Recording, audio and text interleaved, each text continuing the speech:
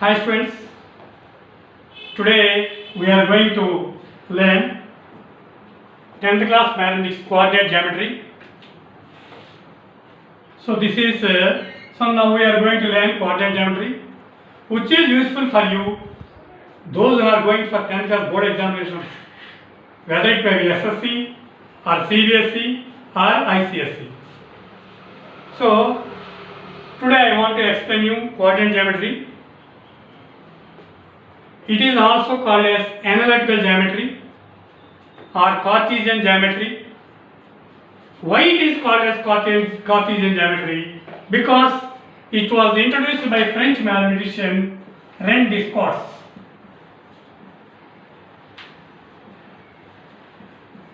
So in the honor of French mathematician René Descartes, this geometry was called as, sometimes it is called as Cartesian geometry or coordinate geometry. Why it is called as coordinate geometry? Because this deals with coordinates, are also called as analytical geometry. So now we are going into deep into the chapter. So this geometry at school level or 10th class level, we can divide it into 5 parts. First part 1, introduction of the chapter, key concepts, formula list. Part 2, exercise 1 problems.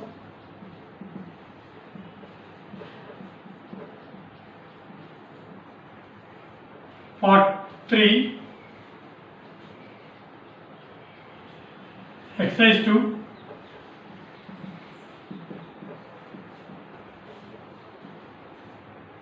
Part 4,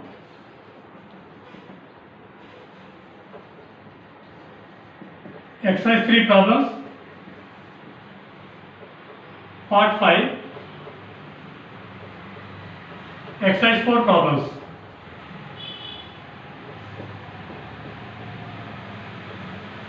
So here in part 1, we are going to learn about introduction of the chapter and key concepts or key points of the chapter and formula list.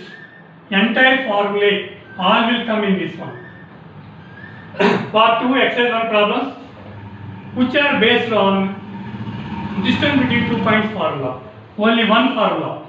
Based on one formula, we can solve entire this exercise 1, based on distance between 2 points formula.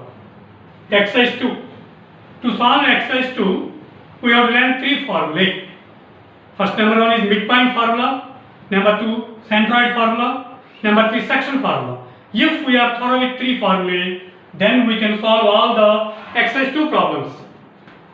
To solve exercise 3, we have to learn only one formula, that is area of triangle. Area of triangle formula. Suppose if you learn it, or suppose we are thorough with area of triangle formula, then we are able to solve all exercise 3 problems.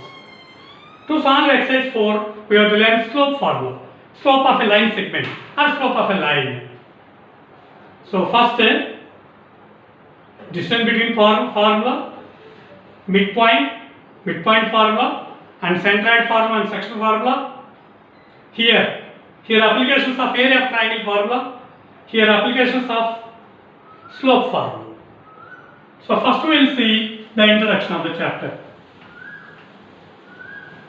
So already I told you, this chapter was introduced by French mathematician René Descartes, which describes the relationship between geometry and algebra. He described the relationship between algebra and geometry.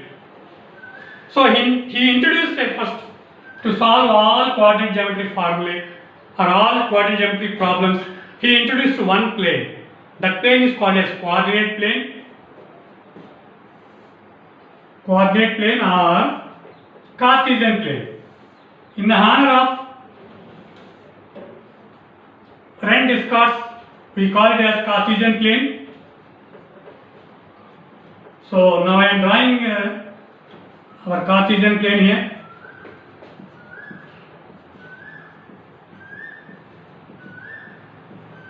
Cartesian plane or coordinate plane, it is called as.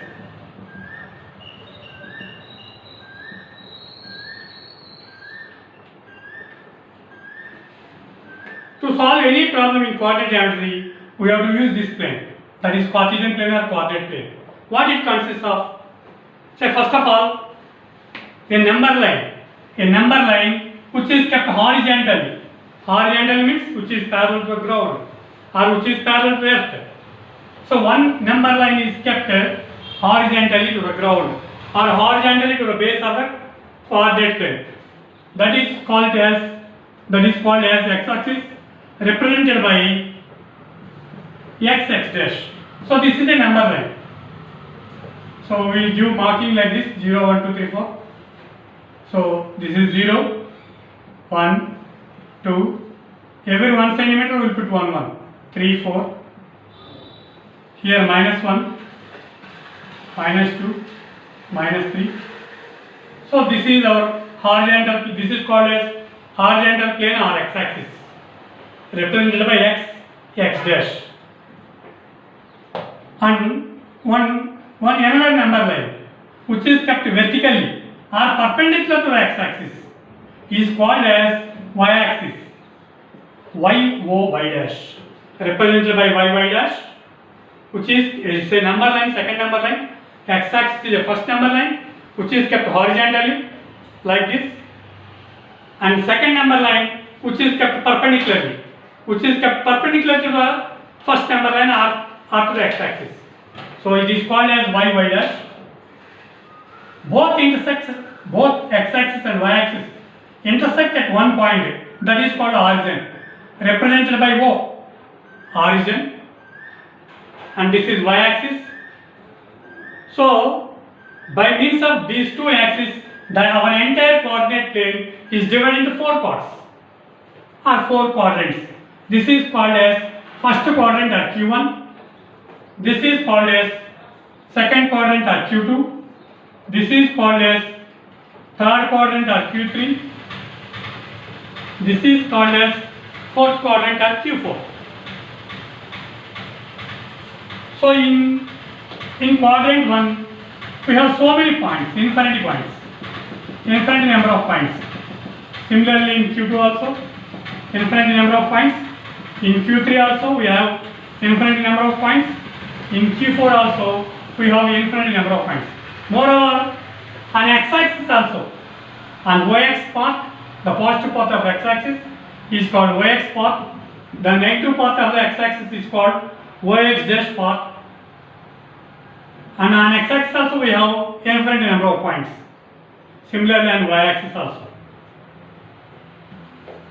So to represent any point or to locate any point or to find address of any point, we should have an ordered pair. Already we learned in 9th classes. In 9th class we learned already. To locate any one point, to locate any point, for example, let us say this point is P. To locate this point, we require an ordered pair. Ordered pair, what is ordered pair? Already we learned in 9th class.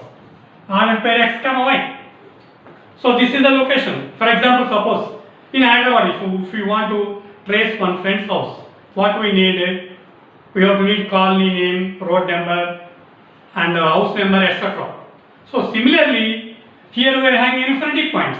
To locate each and every point, we have an address. So that address is nothing but is an ordered pair. What is an ordered pair? X comma y, which belongs to real numbers, separated by commas and enclosed in round brackets. So that is an ordered pair. So here in an ordered pair, this P x comma y, P represents point, x represents first, x is called first coordinate or abscissa or x coordinate. So in ordered pair x comma y, x is called as x coordinate or first coordinate or abscissa. Y is called as y coordinate or second coordinate or ordinate. So to represent or locate, we should have an ordered pair. So different points are represented by different ordered pairs. So right, first symbolic notation. So in quadrant Q1, the symbol of x, first quadrant is plus and y is plus, because y, both plus are x greater than 0, comma y greater than 0. Y because it is surrounded by x, yx part, positive part of x axis and positive part of y axis. So plus comma plus. So here in second quadrant, the symbols of ordered pair are here minus comma plus, because that is x less than 0, y greater than 0, because this is surrounded by ox dash. First we have to write x quadrant symbol, so that is minus part and plus oy positive. So in first order pair, first quadrant plus comma plus, second quadrant minus comma plus, third quadrant minus comma minus, that is x less than 0 comma y less than 0. In fourth quadrant, because y it is minus, here in y axis plus 1 plus 2 plus 3 plus 4 plus 5 plus 6 plus 7. So here minus and plus. So here down on oy dash, how we represent minus 1, minus 2, minus 3. Each 1 centimeter or each 1 unit is represented like this. Minus 5, minus 6 and so on. So here the borders, you see, the borders of this quadrant. On x-axis is minus, on y-axis is minus. So minus. That is x less than 0, y less than 0. Next, coming to Q4. So here plus, comma minus. That is x coordinate is greater than 0, y coordinate is less than 0, because the borders are ox and oy dash, and ox plus and oy dash minus. So we will use these symbols in different quadrants. Plus comma plus in first Q1, minus comma plus in Q2, minus comma minus in Q3, plus comma minus in Q4. And right next, already I told, both axes intersect at origin, intersect at O, point O, that is called as origin, represented by O, whose coordinates are 0, 0. That is x coordinate of origin is 0, y coordinates also 0. So that is the coordinates of origin. Next, suppose if any point which is lying on x-axis, any point, suppose if any point, for example, let us say P, any point which is lying on x-axis, we will take the coordinates as x comma 0, because the point is lying on x-axis, so its x coordinate is x and y coordinate is 0. So we will take it as x comma 0. So the coordinates of all the points or any point which are lying on x-axis are x comma 0, represented by x comma 0. Similarly on y-axis, suppose if you take any point Q, so it is represented by an ordered pair 0 comma y. Y is 0 because its x coordinate is 0 and y coordinate is some real number. So here what we learned is from these 2 points, to represent any point or any point which is lying on x-axis having coordinate as x comma 0 or ordered pair x comma 0. Any point lying on a y-axis is having an ordered pair 0 comma y because its x coordinate is 0. Right, next, inclination.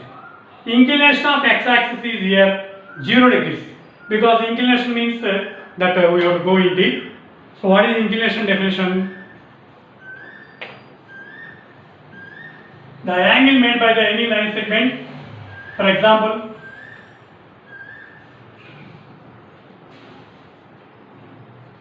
this is the angle made by the, here we are having one ray OP. The angle made by the line or line segment or ray with the positive direction of the x-axis is called inclination. So that we have to explain very deeply afterwards. So that is inclination. So here why I told the term inclination. Inclination of x-axis is 0 degrees. Inclination, because angle made by the x-axis with itself is 0 degrees. Inclination of x-axis is 0 degrees and inclination of y-axis is 90 degrees. Inclination, because y-axis makes an angle of 90 degrees with the x-axis. Already I told. Okay, now second number line which is kept perpendicularly to the x-axis. So these are the fundamentals regarding Cartesian plane. So in so many other key points are there regarding coordinate geometry. So regarding in fundamentals only, just like the slope of x-axis also we can define.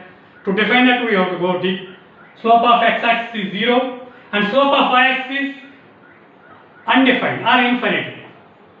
And similarly, the any line, equation of line which is parallel to y-axis is x is equals to k, and any line which is parallel to x-axis is y is equals to k. Similarly, so many key points are there. So we will provide you in the deep in notes. So just coming, this is the all just we learned in 9th class only. This is all introduction of the coordinate geometry. So now first we are going to learn first formula of the first our coordinate geometry. That is our first formula. That is distance between 2 points. Distance between any 2 points in a coordinate plane. Suppose this is our x-axis and y-axis. Suppose here one point is there.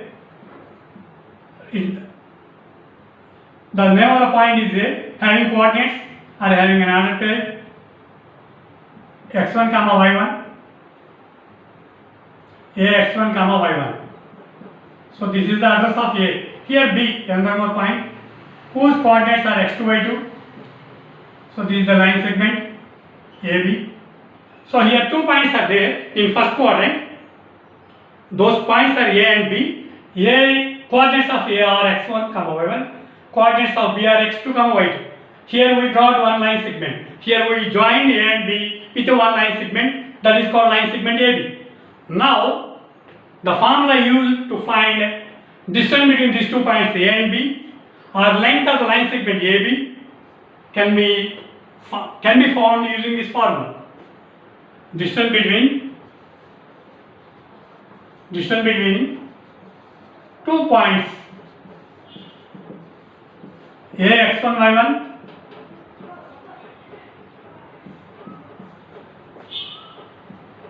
and B x2 y2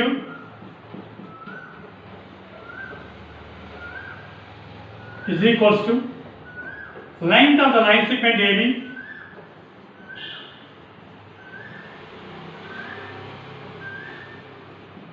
here both are same because the distance between these 2 points or length of this line segment is same, equal, both are equal. So distance between 2 points A x1 y1 and B x2 y2 or length of the line segment AB is given by the formula square root of x2 minus x1 whole square plus y2 minus y1 whole square. This can also be calculated using this formula also, or this formula can be written as like this also. x1 minus x2 whole square plus y1 minus y2 whole square, or square root of sum of difference of x coordinate whole square plus difference of y coordinate whole square in terms of language. So these two formula we will use, both are same, but generally we will use this only, square root of x2 minus x1 whole square plus y2 minus y1 whole square. Why this formula is used? To find distance between any 2 points in a coordinate plane. Any 2 points. Suppose here we took A and B points. So then the distance between those 2 points is given by the formula square root of x2 minus x1 whole square plus y2 minus y1 whole square. This formula is called as distance between 2 points formula. The first formula. Based on this formula, we are going to solve full exercise problems, exercise 1 fully. Only one formula. So that is our first formula in our 10th class. Distance between 2 points. And among these 2 points, Suppose if one point is origin,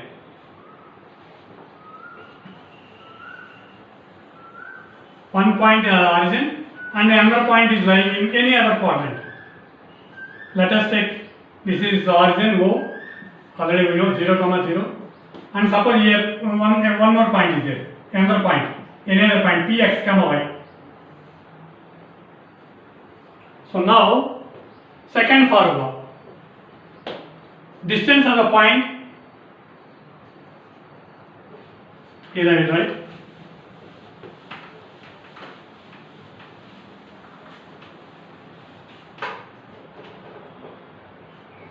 second formula, distance of a point Px, y from origin O 0, 0 is given by the formula square root of x square plus y square units. In first formula also we have to write the units. So distance of the point P x, y from the origin O 0, 0 is given by the formula root of x square plus y square units. How we got this one? So we substituted these values in previous formula. Formula number 1, already x1, y1, x2, y2. Then we will get this formula. But we can use it as directly distance of the point Px, y from the origin O 0, 0 is root of x square plus y square units. Next, third formula. So now we learned two formulae. First one is distance between 2 points formula. Second one is distance of any point P, xy from the origin. Keep in number 3. Third formula, midpoint formula, coordinates of midpoint or midpoint formula. It is coordinates.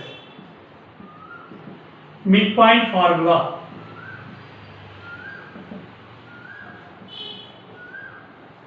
Suppose here we are having 2 points in coordinate plane. Point A, whose coordinates are x1, y1, B, x2, y2. So here this is the midpoint. This is P, x, y. Midpoint, that means distance AP is identically equals to distance BP or PB. That means P is the midpoint of AB. So now to calculate coordinates of midpoint, we use this formula. Coordinates of midpoint Px, y is equals to coordinates of midpoint Px, y is equals to formula x1 plus x2 by 2, y1 plus y2 by 2. So this is called as midpoint formula. Using this formula, by substituting x1, x2 and y1, y2 values here, we will get coordinates of midpoint of the given line segment. So this is called as midpoint formula. So once again I repeat, coordinates of midpoint Px, y of line joining the points. You can write of line joining the points also. Of line joining the points Ax1, y1 and Bx2, y2 is equals to x1 plus x2 by 2, y1 plus y2 by 2. So this is third formula. So that is midpoint formula. Next we will see centroid formula.